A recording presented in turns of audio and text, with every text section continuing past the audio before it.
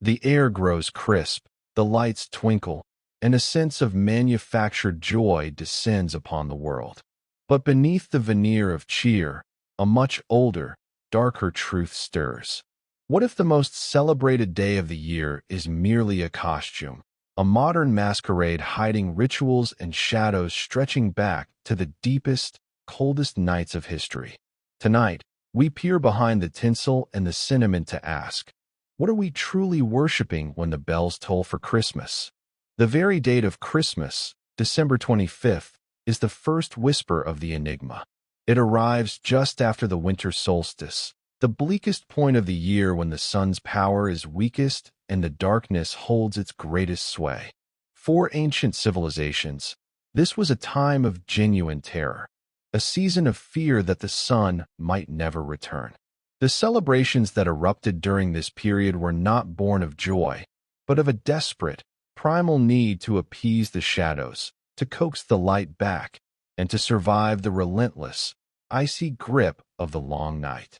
The warmth of the modern hearth is merely a sophisticated echo of the ancient bonfires lit to ward off the encroaching void.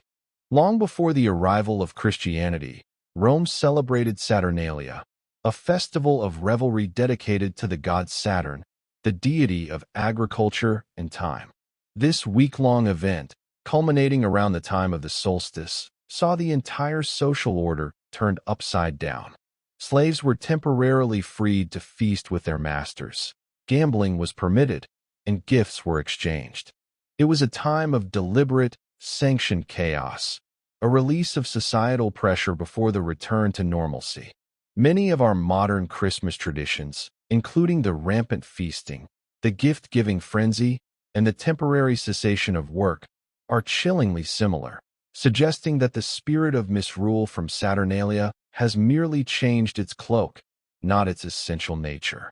The timing of December 25th also holds a deeper, pre-Christian solar significance.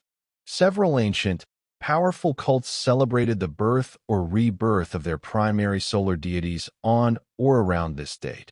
A pivotal moment known as the Natalis Solis Invicti, the birthday of the unconquered sun, figures like Mithras, the powerful Persian god revered by Roman soldiers, and even the Egyptian god Horus, were often associated with a birth myth tied to the winter renewal.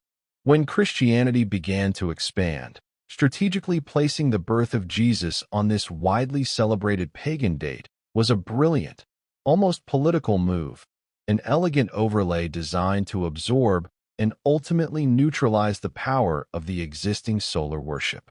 The presence of the evergreen tree in the midst of winter's death is perhaps the most potent and recognizable pagan symbol we inherited.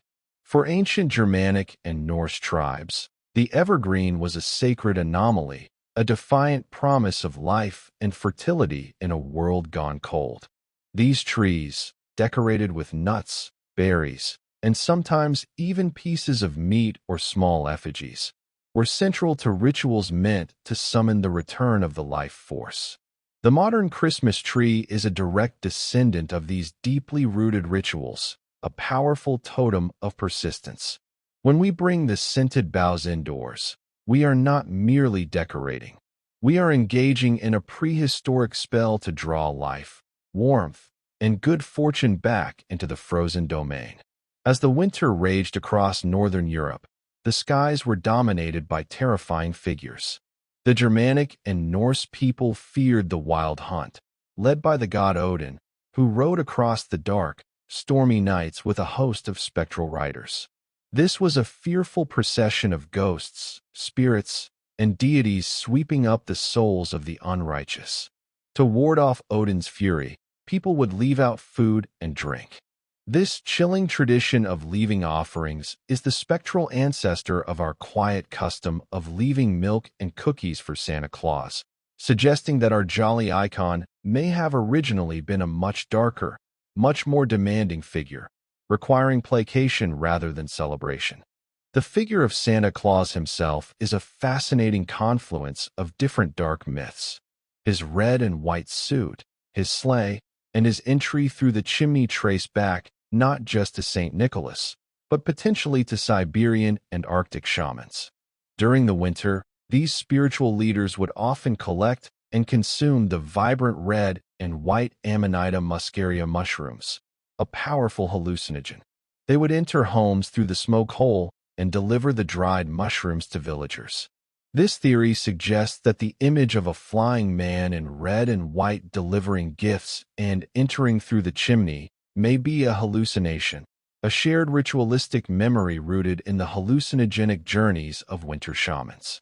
Stepping into the present, the Christmas season reveals a new kind of darkness, the ritualistic demand of consumption. The modern holiday is an economic spectacle, a global phenomenon fueled by debt, anxiety, and the relentless pressure to acquire and exchange goods. The gifts are no longer symbolic offerings of life or appeasement.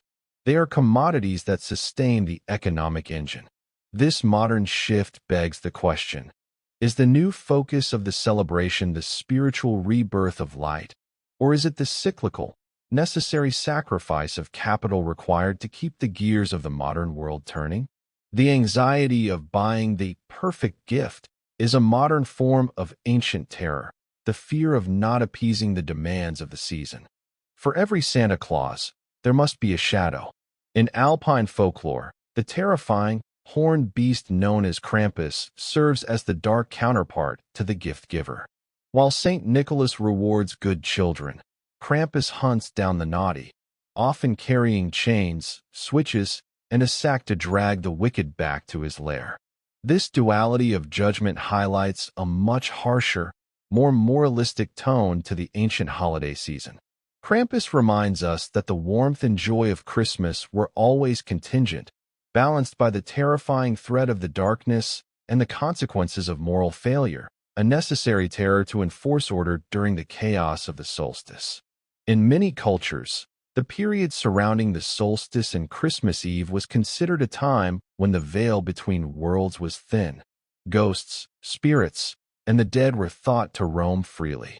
The Norse called this period the 12 Days of Yule, a dangerous time when families gathered not just to celebrate, but for mutual protection against the supernatural forces unleashed by the long night.